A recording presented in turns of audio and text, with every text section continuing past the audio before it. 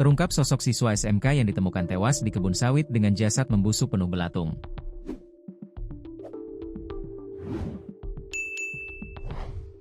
Diketahui siswa SMK tersebut berinisial Ro, 16, warga Kampung Kibang Pacing, Kecamatan Menggala Timur, Kabupaten Tulang Bawang, Lampung. Ro merupakan salah satu siswa SMK di Kabupaten Tulang Bawang yang sempat hilang tanpa kabar sejak 8 hari sebelumnya. Ironisnya Ro, siswa SMK tersebut ditemukan sudah tidak bernyawa di areal kebun sawit Kampung Cempaka Jaya, Kecamatan Menggala Timur, Tulang Bawang, Kamis, 11 Desember 2025. Kasat Reskrim Polres Tulang Bawang AKP Noviarif Kurniawan mengatakan, Ro sempat dilaporkan hilang oleh keluarganya. Noviarif menduga Ro menjadi korban pembegalan. Korban diduga menjadi korban pembegalan karena yang bersangkutan masih pakai seragam sekolah, kata Noviarif, Minggu, 14 Desember 2025. Dikatakan Noviarif, polisi masih melakukan penyelidikan lebih lanjut.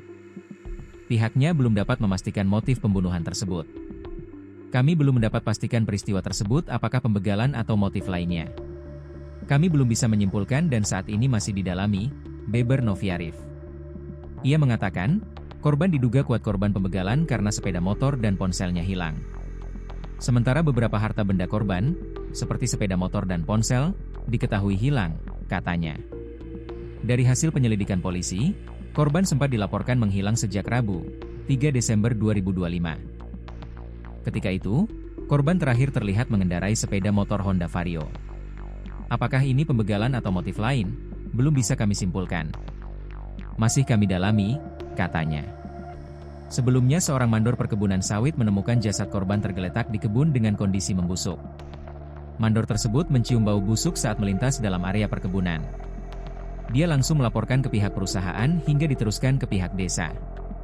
Saat itu tubuh korban ditutupi dengan pelepah daun sawit. Selanjutnya jasad korban dibawa ke RS Bayangkara Polda Lampung untuk dilakukan autopsi.